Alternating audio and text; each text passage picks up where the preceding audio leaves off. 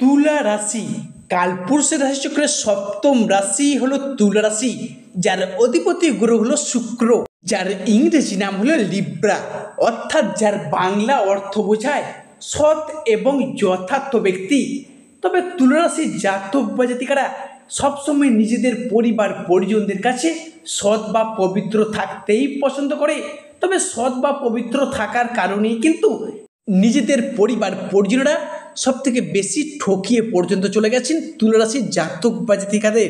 তো প্রিয় দর্শক বন্ধুরা, তুলা রাশি বা তুলা লগ্নকে অনুগত করে চলো গত সেপ্টেম্বর থেকে অক্টোবর, নভেম্বর এবং ডিসেম্বর সমগ্র 2025 সালটি জুড়েই কিন্তু এই সংগৃহীত সময়কালটিকে ব্যাখ্যা উপেক্ষা করে তুলা রাশি বা তুলা লগ্নের সাপেক্ষে এক বিশেষ শুভ মহারাজযোগের বিবর্তন, আপনার রাশির সাপেক্ষে অলৌকিক শুভ মহারাজযোগের প্রতিক্রিয়া ঘটতে চলেছে, যার কারণে চক্রাকার আবর্তমানের ফলে গ্রহগতির বিবর্তন এবং অবস্থানের কালে এই সময়কালটিকে ব্যাখ্যা উপেক্ষা করে কিন্তু আপনাদের ভাগ্যে বিশেষ কিছু পরিবর্তন নানানভাবে নানান দিক থেকে লাটাই গুছিয়ে চলতে পারবেন, যেহেতু আপনাদের দৈহিক ক্রিয়াকলাপকে যথাযথভাবেই কিন্তু শুভফল প্রাপ্তি করে চলবে এবার থেকে। তাছাড়াও বিভিন্ন রকম গ্রহ নক্ষত্রের শুভভাবে অবস্থান যথাযথভাবেই লক্ষ্য করা যাবে। জয় কর্মফলদাতা শনি মহারাজের জয়, জয় অঞ্জলিপুত্র মহাবলী বজরংবলী হনুমানজির জয়। হরে কৃষ্ণ, রাধে রাধে। আজকে আমাদের এই বিভিটি অ্যাস্ট্রো বাংলা বাস্তু টিপস ইউটিউব চ্যানেলে আপনাদের সকলকে স্বাগত জানাই। আশা করি আপনারা সকলে ভালো আছেন এবং সুস্থ আছেন। আজকে আমাদের বাংলা রাশিফলের আলোচনার কেন্দ্রবিন্দুতে যে রাশিটি থাকতে চলেছে সেটি হলো কালপুরুষীয় রাশিচক্রে সপ্তমতম রাশি তথা তুলা রাশি বা লিব্রা রাশি। তো প্রিয় দর্শক বন্ধুরা, আজকের আমাদের আলোচনাটি থাকতে চলেছে প্রতিটি গ্রহ, প্রতিটি নক্ষত্র এবং প্রতিটি ছায়াগ্রহগুলির অবস্থান এবং নক্ষত্রগত ট্রানজিস্টের উপর ভিত্তি করে কোনো মন গড়া কথা কিন্তু আমাদের ভিডিওর মাধ্যমে প্রকাশ করা হয় না। প্রিয় দর্শক বন্ধুরা, আপনারা যদি তুলা রাশি বা তুলা লগ্নে জাতক বা জাতিকা হয়ে থাকেন, আজকের এই ভিডিওটি সম্পূর্ণরূপে থাকতে চলেছে আপনাদের জন্য। তো লিব্রা রাশি বা তুলা রাশি ভালো, আজকের আমাদের আলোচনাটি মনোযোগ সহকারে মনোযোগ ভিত্তিতে আপনাদের মূল্যবান সময়টিকে নষ্ট করে শেষ পর্যন্ত দেখার অনুরোধ রইল। ভিডিওটি যদি ভালো লাগে অবশ্যই এটি লাইক দিয়ে যাবেন এবং স্বয়ং শনি মহারাজের আশীর্বাদ পেতে কমেন্ট বক্সে অবশ্যই শনি মহারাজের একটি নাম নিয়ে যাবেন। দেখবেন শনিদেবের আশীর্বাদ আমরা অবশ্যই পাবেন। বিশেষ করে 9ই সেপ্টেম্বর অর্থাৎ সামনের মঙ্গলবারের পরবর্তী দিনকাল থেকে বিশেষত গ্রহ নক্ষত্র এবং ছায়াগ্রহের স্থান পরিবর্তন এবং অবিচ্ছেদ্য বিশেষ কিছু শুভ মহারাজযোগ আপনাদের জীবনে কিন্তু একটি বিশেষ পরিবর্তন আনতে চলেছে। অর্থাৎ দর্শক বন্ধুরা, এতটা দিন আপনারা সেই মুহূর্তের জন্য অপেক্ষা করেছিলেন, দীর্ঘদিন ধরেই এতদিন যে অসফল পরিবর্তনশীল ঘটনা জীবনে পরিলক্ষিত করতে পারছিলেন না, এবার কিন্তু আপনারা যথাযথভাবে অতুলনীয় পরিবর্তন, বিশেষ করে পরিবর্তনটি আপনাদের জীবনে কিন্তু অতুলনীয়ভাবে অপ্রত্যাশিতভাবে প্রাপ্তি ঘটিয়ে চলতে পারবেন। এমনকি আর্থিক দিক থেকে বিপুল সম্ভার অর্থাৎ আর্থিক সম্ভার প্রাপ্তিগুলি প্রত্যেকটি কাজকর্মে ভাগ্যের সহায়তা সহ বিশেষ কিছু শুভফল পুঙ্খানুপুঙ্খভাবে সংগৃহীত করে চলতে পারবেন। তো প্রিয় দর্শক বন্ধুরা, তুলা রাশি বা তুলা লগ্নকে অনুমোদিত করে অর্থাৎ বিগত কয়েক মাস ঘিরে কয়েক দিন যাবৎ যদি আপনারা সকল প্রকার বা যে সময়কালটি পারাপার করে এসেছেন, সেক্ষেত্রে যে কাজেতেই যাচ্ছেন সে কাজেতেই অসফলতায় ভুগছেন, কোনো ক্ষেত্র, কোনো উৎস, কোনো মাধ্যম জুড়ে আপনারা যেন লাটাই গুছিয়ে চলতে পারছিলেন না, পাশাপাশি ভাগ্য যেন আপনাদের সাথ দেওয়া পর্যন্ত ছেড়ে দিয়েছিল। এরই পাশাপাশি আপনারা কিন্তু সাংসারিক জীবনে লাঞ্ছনা, প্রতারণা, বেইমানির মতো শিকারও পড়েছেন। এক্ষেত্রে সেপ্টেম্বর সংলগ্ন মাসটি জুড়ে বিভিন্ন রকম গ্রহ নক্ষত্রের অতুলনীয় ট্রানজিট বা স্থান পরিবর্তন এবং বিশেষ সৃষ্টিগত শুভ মহারাজযোগের সারাংশ শুভভাবে কিন্তু আপনারা সে সাপেক্ষে শুভ সংযোগের শুভ ফল প্রভাব বিস্তার করতে চলেছে। তো প্রিয় দর্শক বন্ধুরা, সেক্ষেত্রে আপনারা যদি তুলা রাশি বা তুলা লগ্নে জাতক বা জাতিকা হয়ে থাকেন, আজকের এই ভিডিওটি মনোযোগ সহকারে মনোযোগ ভিত্তিতে দেখতে থাকুন। এরই পাশাপাশি এই আলোচনাটি আপনাদের জীবনে এক অপ্রত্যাশিত মোড় এনে দেবে।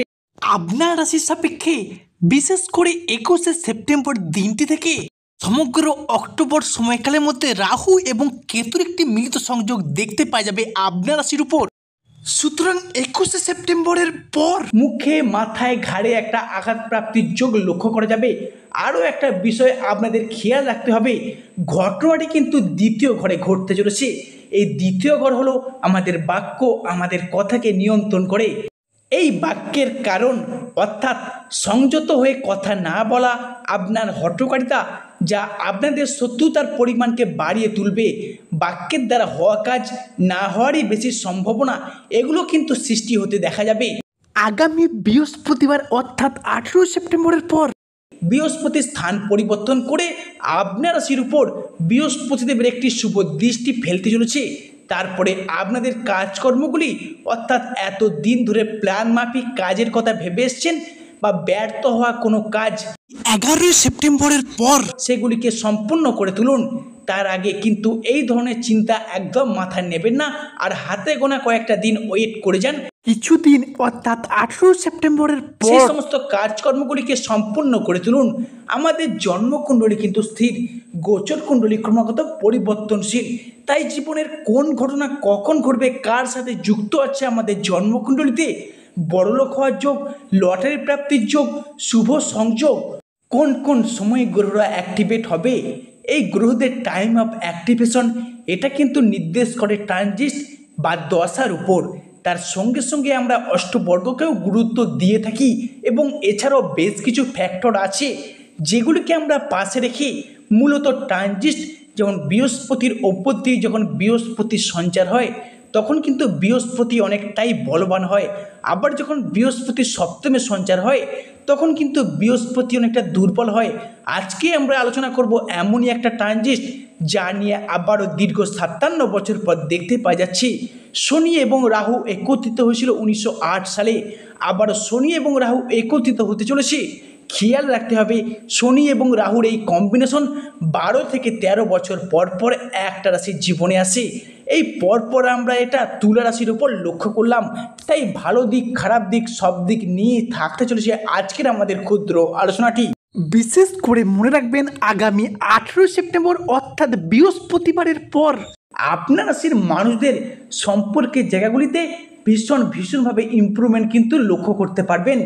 রিলেশনশিপ অর্থাৎ যে সকল মানুষজনদের সঙ্গে আপনাদের সম্পর্কের জায়গা যথেষ্ট পরিমাণে খারাপ হয়েছিল, কাছের মানুষ, আপনজন, ভীষণ প্রিয় বন্ধু, এমনকি আত্মীয় কুটুম্ব যাদের সঙ্গে ডিস্টেন্সের সৃষ্টি হয়েছিল, সেই সমস্ত মানুষজনদের সঙ্গে ক্লোজনেস এবং আবার একবার ঘনিষ্ঠতা লক্ষ্য করা যাবে।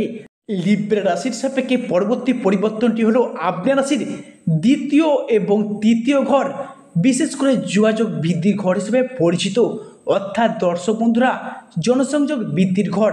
তাই এই মুহূর্তে দাঁড়িয়ে আপনার রাশির মানুষজনদের জনসংযোগ কিন্তু বৃদ্ধি পাবে, পাবলিক রিলেশনশিপ বৃদ্ধি পাবে।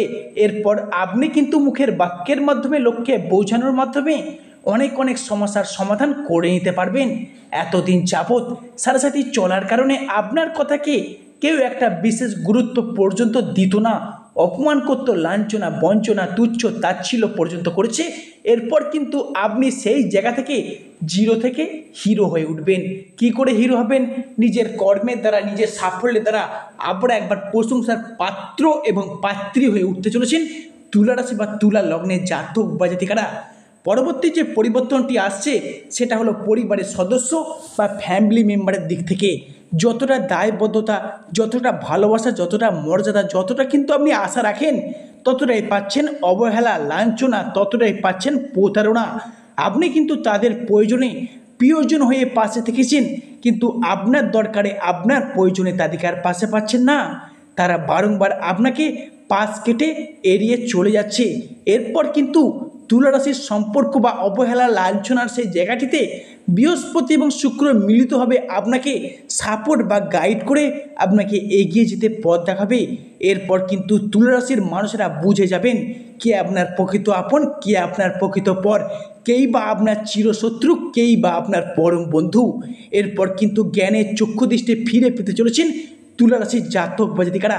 এমনকি এতদিন যাবৎ যে সকল প্রবলেমগুলি ফেস করতে হয়েছে একের পর এক সমস্ত দিক থেকে শুভ ফল প্রাপ্তি, শুভ সময় কাটিয়ে উঠতে পারবেন তুলা রাশির জাতক বা জাতিকারা। তুলা রাশি বা লিব্রা রাশির আরও একটা বিশেষ পরিবর্তনটি ঘটতে চলেছে, সেটি হলো আগামী শনিবার অর্থাৎ 20শে সেপ্টেম্বর দিনটি থেকে আপনার রাশি যদি কোনো পৈতৃক সম্পত্তি, ভিটা, পুকুর ইত্যাদি নিজের নামে রেজিস্ট্রি করার যে চিন্তা ছিলেন, এগুলো কিন্তু আপনাদেরকে ভীষণভাবে রক্ষা করবে বা আপনাকে গাইড করবে।